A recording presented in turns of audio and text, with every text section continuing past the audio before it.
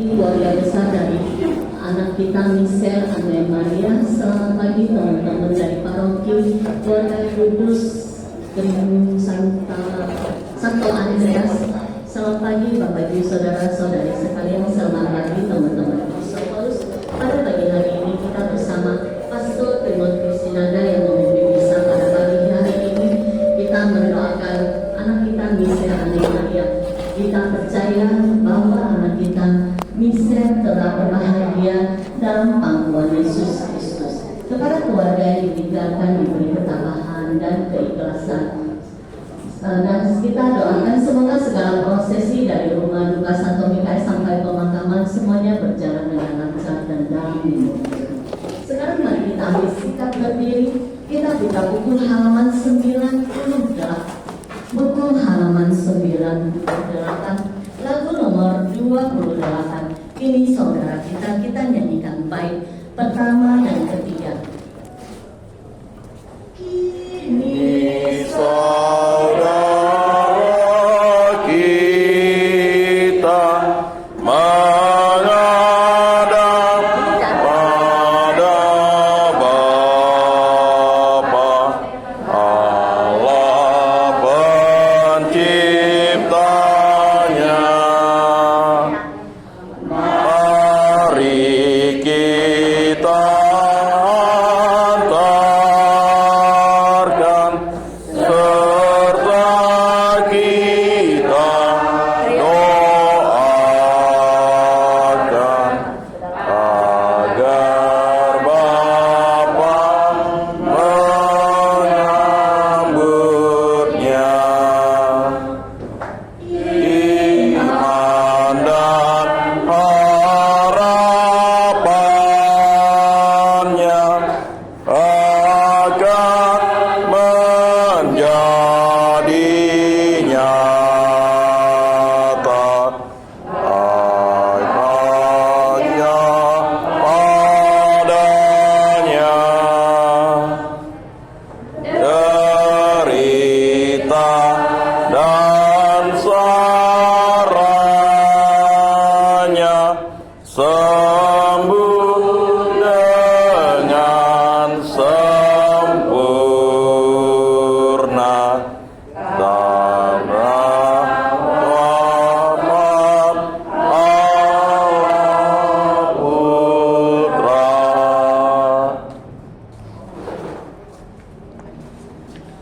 Dalam nama Bapa dan Putera dan Roh Kudus. Amin. Semoga rahmat Tuhan kita Yesus Kristus, cinta kasih Allah dalam persatuan dengan Roh Kudus bersamamu. Dan bersama rohmu.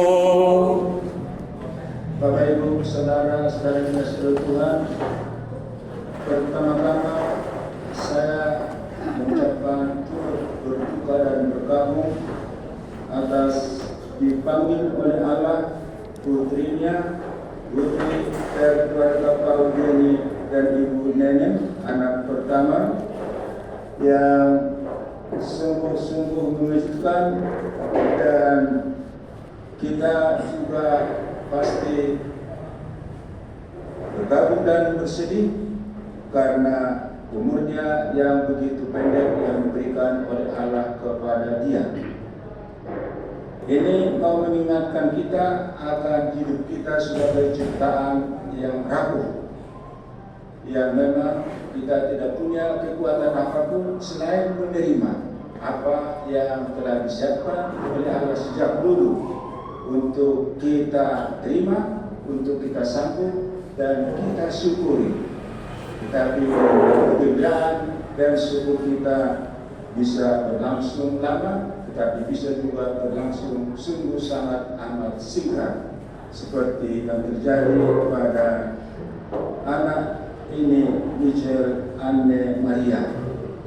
Dan kita mohon agar doa kita pada pagi hari ini sebelum mengantar dia ke tempat yang terakhir, agar Allah mengutus Roh Kudus memberikan penerangan, hiburan dan ketabahan kepada keluarga yang ditinggalkan, terlebih kepada Pak nenek yang telah menyerahkan anak ini bagi mereka, tetapi dia beri dan dia ambil lagi. Ini juga mengatakan hidup kita tergantung kepada Allah. Berikan kepada kita beberapa hal yang bisa kita kerjakan, bisa kita rasakan dan bisa kita miliki, tetapi semua itu hanya pemberian dan titipan yang harus kita kembalikan kepada Allah yang memberikannya. Maka doa kita sungguh sangat diharapkan dan diperlukan untuk berikan keteguhan, kesabaran dan juga keuletan agar mereka menerima ini sebagai suatu penyelenggaraan dari Allah yang Maha Kuasa. Mengawali pernikahan ini, maka kita ini sejenak untuk menyesali kesalahan dan dosa-dosa kita. Saya kepada Allah yang Maha Kuasa dan kepada saudara sekalian bahwa saya telah berdosa dengan pikiran dan perkataan, dengan perbuatan dan kelalaian. Saya berdosa, saya sungguh berdosa. Oleh sebab itu saya mohon kepada Santa Perawan Maria, kepada para malaikat dan orang kudus, dan kepada saudara sekalian, supaya mendoakan saya pada Allah Tuhan kita. Semoga Allah Maha Kuasa mengasihani kita, mengampuni dosa kita dan mengantar kita dan Ande Maria ke kehidupan yang kekal. Amin. Tuhan kasihanilah kami. Tuhan kasihanilah kami. Kristus kasihanilah kami. Kristus kasihanilah kami. Tuhan kasihanilah kami. Tuhan kasihanilah kami. Marilah kita bersatu dalam doa. Allah dan Bapa kami yang penuh belas kasihan, sebelum kami berpisah secara lahiriah dengan anak tercinta ini, Michel Ande Maria, maka kami menyatakan kepercayaan kami akan kebangkitan putramu, akan dia wafat tetapi bangkit lagi, dan akan persekutuan para kudus yang menyambut dia di surga yang penuh damai. Engkau telah menganugerahkan anak ini kepada ayah ibunya dan mempersatukannya dengan keluarga mereka. Persatuan ini tidak nampak lagi bagi mata badani kami, tetapi mata iman kami menyatakan bahwa kami senantiasa, terlebih Bapak Ibu dan keluarganya, bersatu dengan Dia. Semoga persatuan ini kelak menjadi nyata lagi bila mana kami Engkau panggil kembali untuk masuk ke dalam cinta kasih abadi-Mu di surga. Buka hati kami untuk mendengarkan sabda-Mu demi Kristus, kini dan sepanjang segala masa. Amin. Silakan duduk.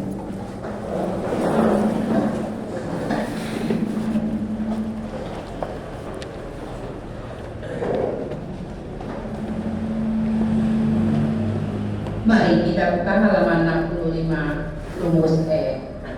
Bacaan dari surat kedua Rasul Paulus kepada jemaat di Korintus.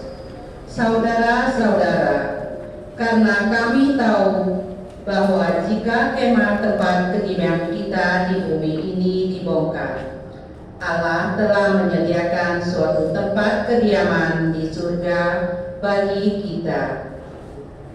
Suatu tempat kediaman yang kekal, yang tidak dibuat oleh tangan manusia. Maka oleh karena itu hati kami senantiasa tabah, meskipun kami sadar bahwa selama kami mendiami tubuh ini, kami masih jauh dari Tuhan. Sebab hidup kami ini adalah hidup karena percaya, bukan karena melihat. Tetapi hati kami tabah, dan terlebih suka kami beralih dari tubuh ini untuk menetap pada Tuhan.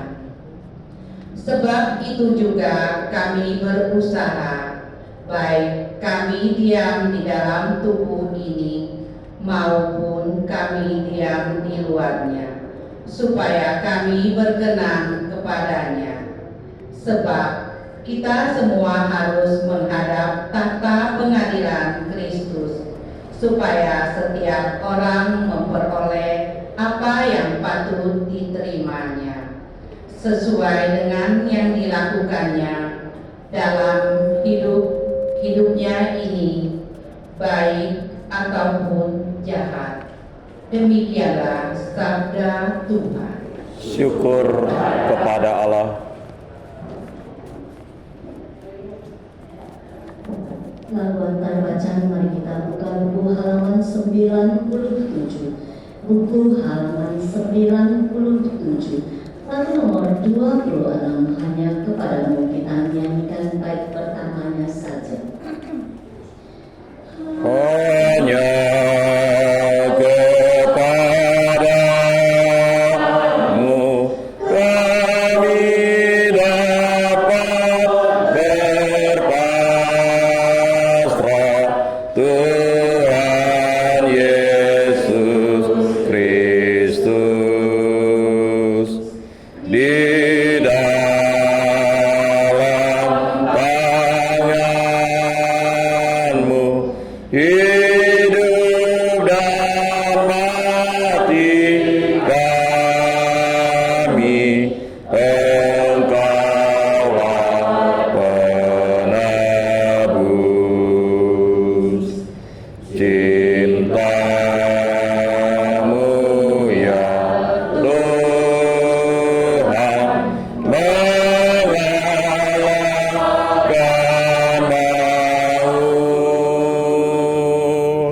Hanya di Kau pangkal kehidupan yang selalu kami dambakan.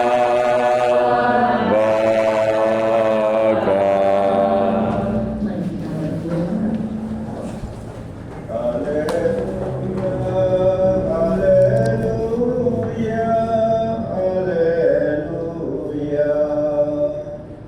Haleluya,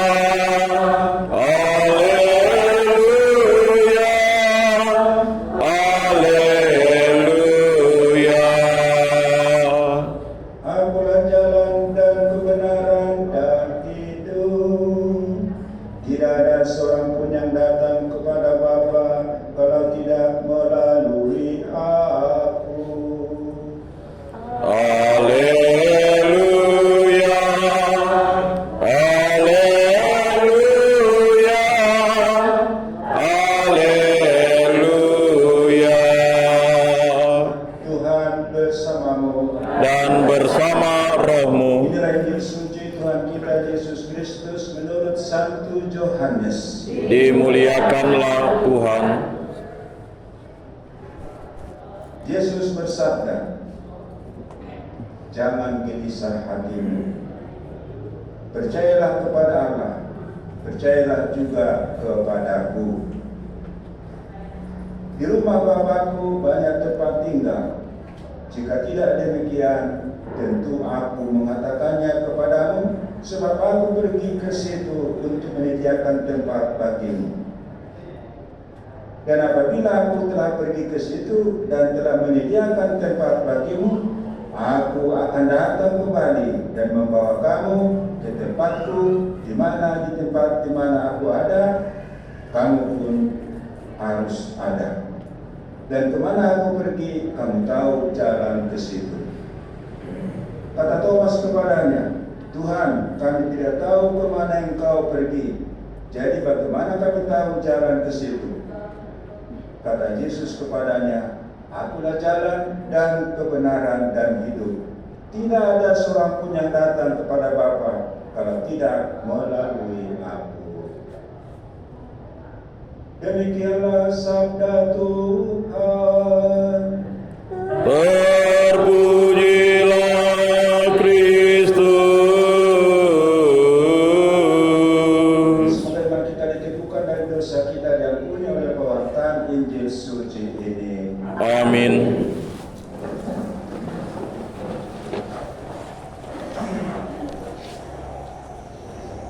Bapak Ibu saudara-saudara yang terkasih, dalam bacaan yang pertama tadi disampaikan kepada kita, dijelaskan dan diyakinkan kita bahwa hidup di dunia ini adalah seperti hidup dalam kemah. Kemah yang bisa didirikan entah berapa jam. Kemah juga bisa dibongkar dari beberapa jam, malah beberapa menit. Demikian kita bisa memahami, memaklumi akan peristiwa yang terjadi ini. Tetapi sebagai orang beriman, sebagai orang percaya kepada Kristus yang mati dan bangkit lagi, Dia yang pertama sebagai anak sulung telah menjelaskan akan arti kehidupan kita. Kita hidup di dunia ini hanya sekali dan sementara. Itu juga tetap mau mengatakan hidup kita adalah bagaikan hidup di dalam kemah. Si Putri Michelle Anne Maria sudah hidup dalam rencana Allah sebelum dunia dijadikan. Kalau dia sudah hidup dalam Allah sebelum dunia dijadikan, kita juga berada. Kemudian dia hidup di dalam kemah atau kandungan selama 9 bulan. Sudah terbatas waktunya. Tahu kita bahwa 9 bulan. Kalau prematur ya bisa lebih cepat. Tetapi kita ini ciptaan Allah yang rapuh. Ciptaan Allah yang rapuh. Sedemikian rapuhnya sehingga bisa berubah-ubah dan bisa tidak pada tracknya atau pada tempatnya, sehingga bagaimana dia berada di kandungan ibu, yaitu bayi Michelle Anne ini berada, apakah bisa dijamin oleh ibu-ibu bahwa kandungannya aman dan terjamin dan tidak akan ada halangan apa-apa dari mulai janin sampai dia menjadi manusia dan akan lahir? Selalu saja ada sesuatu yang tidak pada tempatnya, dan selalu saja ada barang-barang dalam kandungan itu yang bisa bergerak ke sana kemari yang mengganggu keberadaan si bayi itu. Tetapi dia sudah menjadi manusia dan memang sungguh sangat dikasihi dan dirindukan oleh orang tuanya untuk hadir menjadi seorang manusia yang normal, yang bisa memberikan mereka hiburan dan harapan yang tinggi dalam masa ini. Tetapi itu yang terjadi. Jadi kita tidak bisa mengatakan karena kesalahan sehat atau karena kelalaian sehat, tidak bisa kita mengatakan begitu. Tidak bisa. Ya, bisa juga kadang kita mengungkapkan itu, tetapi bukan sebagai kesalahan, tetapi suatu keadaan yang memang kita manusia dengan segala keterbatasan, dengan segala kelalaian dan kekurangan, bisa salah, bisa sini dalam satu dan lain hal.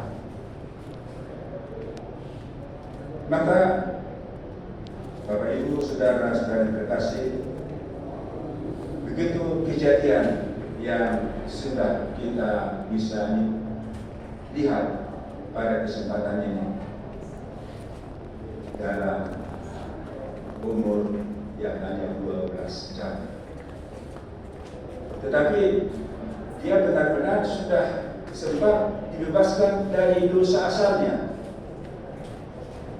sehingga betapa sedih pun wajah dari orang tuanya Pauline dan nenek, betapa mengharukan pun nyanyian yang telah kita ungkapkan, dua nyanyian. Tapi lebih daripada itu, kita bersyukur dalam satu hal tertentu, bersyukur bahwa si Michel Anne Maria ini benar-benar orang yang bersih dan sudah terhapus dosanya, baik dosa asal, sedangkan dosa perbuatan belum dia sempat lakukan itu. Jadi kepada Bapak Pauline dan Nenek, seperti dikatakan dalam kalimat pertama, janganlah bisa hatimu, percaya kepada Allah, percaya juga kepadaku. Apa yang kalian rindukan seperti selama ini dan sekarang sudah di depan mata, sempat dia bergerak, mungkin sempat juga apakah dia sempat menangis, tidak tahu. Sempat dia mau berkenalan dengan dunia yang penuh dengan permasalahan ini, tetapi dia langsung menutup matanya untuk mengatakan selamat tinggal kepada Bapak dan Ibuku dan keluarga semuanya.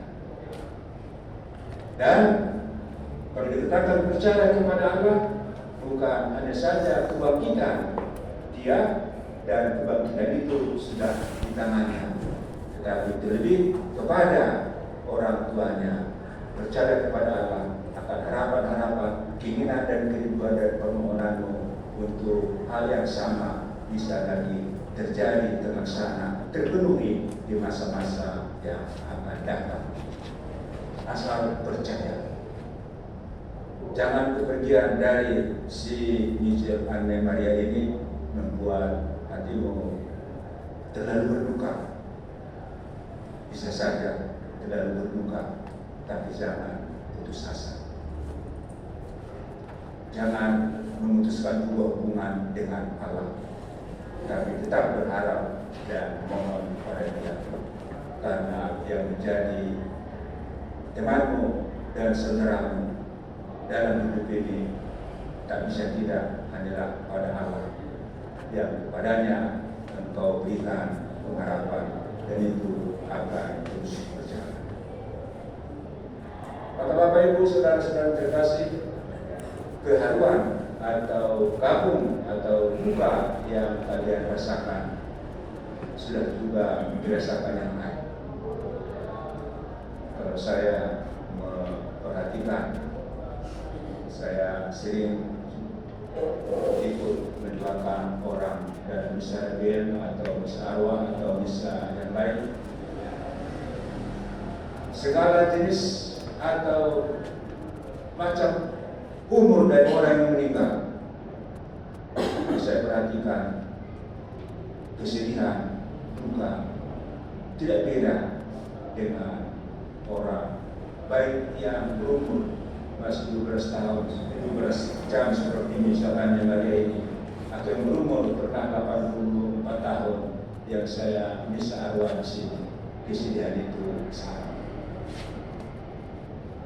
Kesedihan itu sama.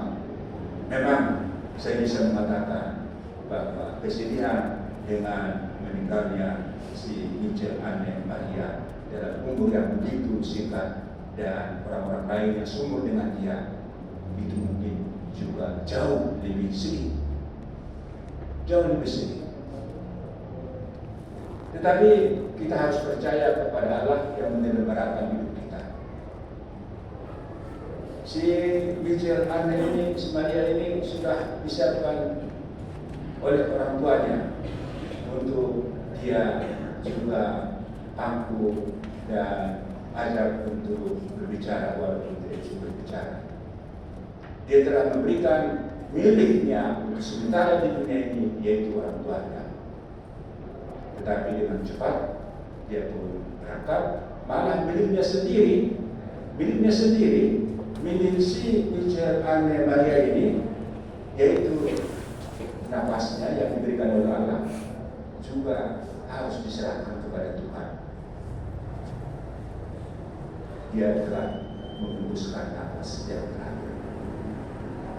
Kita juga akan tidak seperti itu. Kita juga akan begitu, akan menghembuskan napas terakhir sebagai milik kita. Tidak bisa kita katakan itu hak kita. Dan dalam napas itulah kehidupan. Dan kalau kita sudah diminta untuk pulang kepada Bapa, harus kita tinggalkan, kita hembuskan. Ada satu cerita seorang putri siap-siap untuk mengikuti Olimpiade. Si putri ini sebelum waktu dia maju untuk mulai berlari, sebelum dikasih tembakan untuk mulai berlari, dia melihat bapak dan mamanya di tribun. Apa dia bilang? Bapak, mama, percaya saya akan menang, saya akan juara. Saya akan tahu karena kamu telah memelihara saya dan mengajar saya selama berpuluh-puluh tahun. Akan lihat. Maka kasih tembakan, lari, dia berlari sekencang-kencangnya yang mengharapkan untuk jadi juara sangat besar. Dia lari jauh di depan teman-temannya. Dan di tengah jalan terjadi suatu masalah apa? Dia kram, tak bisa lagi berjalan, tak bisa lagi berlari, tak bisa berlari. Dia memang masih ada semangat yang sangat kuat untuk berlari, untuk tidak mengecewakan bapak dan mamanya, tapi memang tidak bisa. Dan orang melewati dia dan dia tertinggal jauh di belakang, tidak bisa buat apa-apa. Apa terjadi? Mama dan mamanya, bapak dan mamanya turun dan ingin untuk menemui putrinya yang sudah tidak bisa bergerak apa-apa lagi. Petugas menghalangi. Jangan, tidak bisa masuk ke ruangan ini, ke arena ini. Tapi dia mereka mengatakan, itu anak putri kami. Itu putri kami. Oke, dipersilakan. Begitu dipersilakan, maka mereka rangkul putri mereka yang kalah pertandingan itu, dan mereka lah yang kemudian membawa dia sampai ke garis finish. Mereka membawa dia ke garis finish. Maka untuk keluarga itu, si putri itu yang mencoba untuk menjadi juara, tetap juara untuk keluarga itu, walaupun bukan pertandingan. Demikian Bapak Paul Denny dan Ibu Nenek tetaplah berharap dan tetaplah juga berusaha dan tetaplah juga dalam doa untuk mengharapkan apa yang akan terjadi dengan Ijazah Anumerta ini, dan bagaimana kalian untuk seterusnya dapat juga momongan yang akan disiapkan oleh Allah menjadi kebahagiaan dan kepuasan dalam hidupmu, supaya tidak menjadi begitu sedih, tapi diantarkan dia resmi tetap sebagai warga gereja untuk dimakamkan, untuk tidak doakan dan sampai kepada surga dengan apa. Semoga Tuhan memberkati. Amin.